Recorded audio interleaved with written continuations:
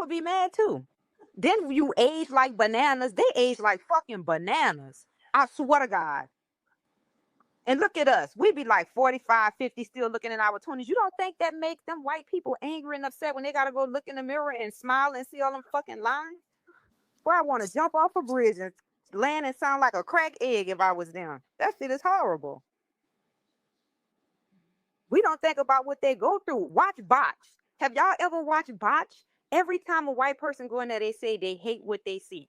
They always trying to get big lips, cheekbones, change their body structure to imitate ours. These people really hate what they see when they look in the mirror. Watch their movies. They have to look in the mirror to perform and act in order to go out in the world and know how to socialize.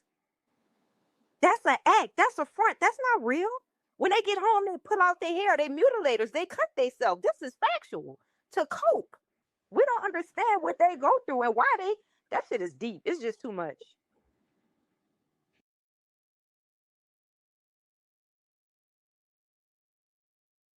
I agree. I mean, they want to look like some baby, so they gonna get surgery and all of that to look like us. So, I mean, Now imagine how a white woman see when she look at you so low. You come outside, no makeup on, pure beautiful, and this bitch got on a face full of paint.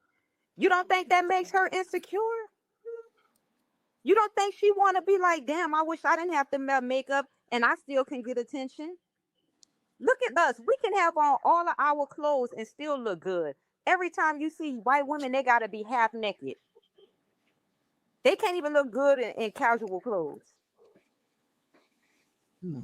Ass always out. Because I know when I put on makeup, this is why I stopped wearing makeup. I put on makeup one time and I saw a girl, she was so beautiful, natural. And that shit made me so insecure. I vowed to work on my skin and never wear makeup again. So that's how I know how they feel. You get angry. You're like, damn. And then look at black men. They naturally fine. Let's not even talk about the phallus. Because the first thing a white man want to know is how big is a black man phallus. And I'll be like, why do y'all want to know that? But can I tell y'all something? This is crazy. This is crazy, man. And the way I gotta tell you this, when you go to the bathroom, cover your phallus, because them motherfuckers be peeping trying to see. I'm telling you. So let me tell y'all something, bro. I don't, Taj, you can let me know if you ever encountered something. But I don't have a couple of incidents where, like one time, me and my brother was walking. This is in LA, probably like 2 years ago. It wasn't a white dude, but it was an Asian dude. Drove past. Now I bullshit you now. The motherfucker came back and was like, "Hey, what's up? I'm looking for two black guys to fuck my wife." I was like, "What, nigga?" Like seriously, bro said that shit. He was like, "No, for real. Like we're paying. I just want." And I thought that shit was weird as hell. But like, bro, I promise you, when I used to get on dating sites, that shit is a thing. Like white dudes, like if they have a white or Mexican or Asian wives or some shit contact you, and they were like, "Yeah, I just want to, do some kind of sexual encounter, and my husband wants to watch." What? Where did y'all go? Has anybody else experienced that shit before? Any other dudes? Well, they do it with black women too. They do it with black women too. I bet. So did y'all go? Hell no. First, I was like, bro, they might take my ass somewhere and try to do some And Jeffrey down with your ass, nigga. You eat chicken noodle soup. get out type shit. Hell no, I didn't get. Yeah, they do it all the time. Remember Kim mom? She used to do that. Her and Bruce. That's how they got down.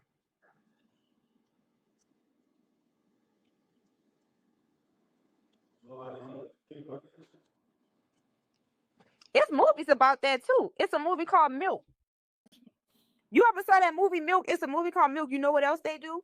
White men pick up black men and want them to have sex with them. They intentionally go to black places looking for black men for that. That's what that movie, I think, what was his name? O'Connor dude. He's a a A-list actor. He was the one. He used to go up to bars to pick up black dudes and pay them to come back to have sex with him and beat him.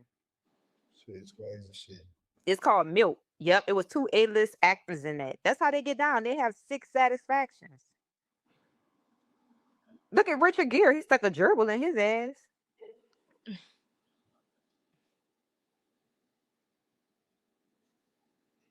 Remember the movie Get Out?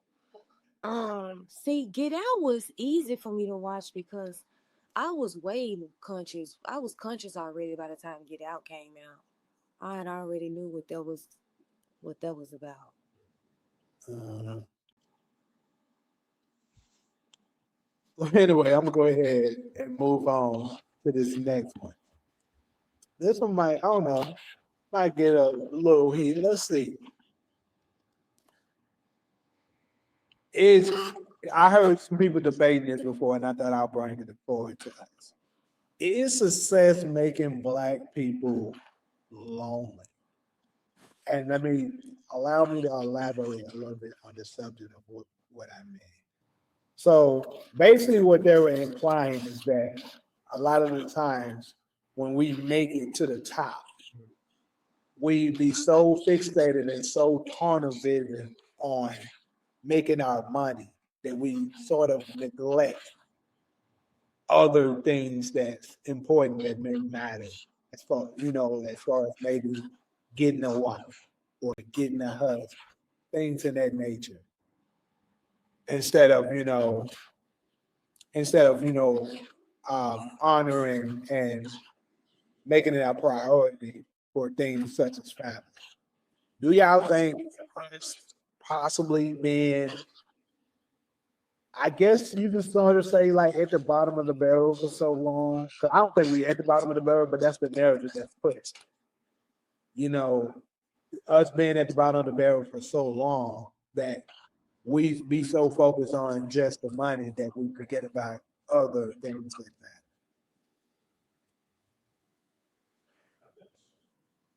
Well, I ain't got that type of success, so shit, I don't know. that. I'm over here broke. You can use other people as an example though. It don't necessarily have to be you. Shit, I don't know. I would know. I would like to know how I feel.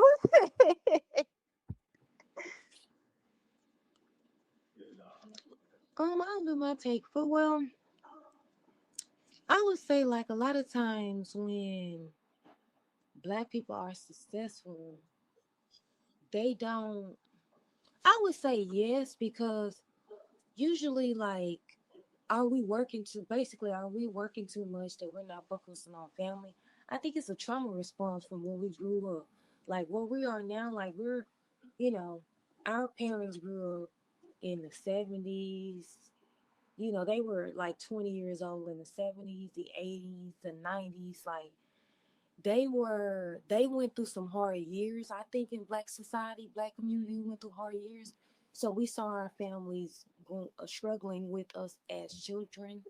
Like we a lot of us grew up poor, and so a lot of us, when we're growing up, as a response to growing up poor, we try to get, we try to be successful. And when we become successful, we want to maintain it. So we work, so that we can make a lot of money and make sure that we're building a better foundation than what we grew up under. And so a lot of times while we're doing that, we're not taking the time out to actually date and look for partners because we're so focused on being making the money because we think that's what life is about. Instead of I can make a family later when I'm financially stable because I don't want to grow up. I don't want my children to grow up poor like I did. And so we take time and we wait to the last minute to have a family, and then a lot of times that is we're waiting till we're older to have families, and that sometimes people may not know that you know um, you're not able then to find a partner because you waited too long to look for one, or you may find one later in life, maybe past your childbearing years, and now you're a black woman who never had kids, and so you wasn't able to contribute to the population. So you may feel as though you're not contributing, like because God said to make offspring. So if you're not getting married and having a child because that's what life is about, that you're lonely, right? Because you waited too late because you were working, working, working. So now you've made all this money, but you haven't created a family. You haven't met someone to create a family with. So you do kind of grow up lonely because you haven't found a partner and you haven't created a family like other races of people are at our age, right? So we are sort of lonely because we usually have more black marriages like back when we were on segregation and we could only marry ourselves. A lot more of us were married because you didn't have the opportunity to marry other races. You could only marry in your marriage. So we were forced to marry other black people. And that's when we were building families and making children. So now that they ripped that apart, and now we maybe lived in the house as a single mother and she struggled as a single mother. Now we want to wait to start our families because we didn't really get to experience that growing up, right? A lot of us didn't really get to experience that. And so we are sort of going to have to come up with a plan. Otherwise, you're never going to be married. You're never going to have kids. So that it's a trauma response, unfortunately, that um, and also a curse, I believe, if I'm not mistaken. Right. More of a curse. Our families were going to break up and we were going to, our families will be ripped apart and etc. and stuff like that. So, I mean, it's just another thing that these races have made us go through, right? But yes, but it's a trauma response. And I mean, unfortunately, we just seen our family, our single parents work so hard, and we don't want our children to go through what we go through. So we try to build a foundation so that we can be able to afford it because the cost of living right now is very expensive, right? And kids are expensive. Having a mate, you know, it's Right. Right.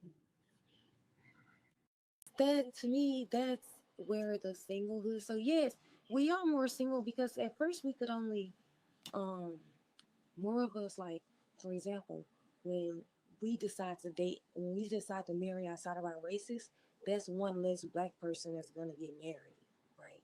So that's another group of black people that won't get married, or they may you're not married to someone black, so that's another black person that's not married. So then it's creating a lot of singlehood because we don't have a lot of options. We have standards and stuff, so yes, it's creating it's creating a high level of black professionals, right? We're the ones should be having kids, but we're single. So it's unfortunate, but it's unfortunately like it's a response to like what our families went through when we grew up. Okay, somebody else want to go? Yeah, I'll read Darla comment. I'll use my answer will be a combination of comments. Darla says social media killed true socialization. People aren't meeting people Right. anymore. I I agree. agree with that.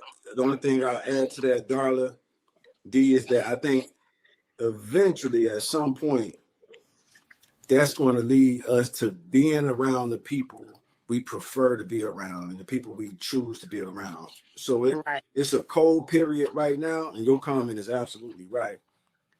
But I think eventually, I think a part of that is happening now. But technology has allowed us to isolate ourselves. It's just like me being at Jamie's spot right now. We real cool.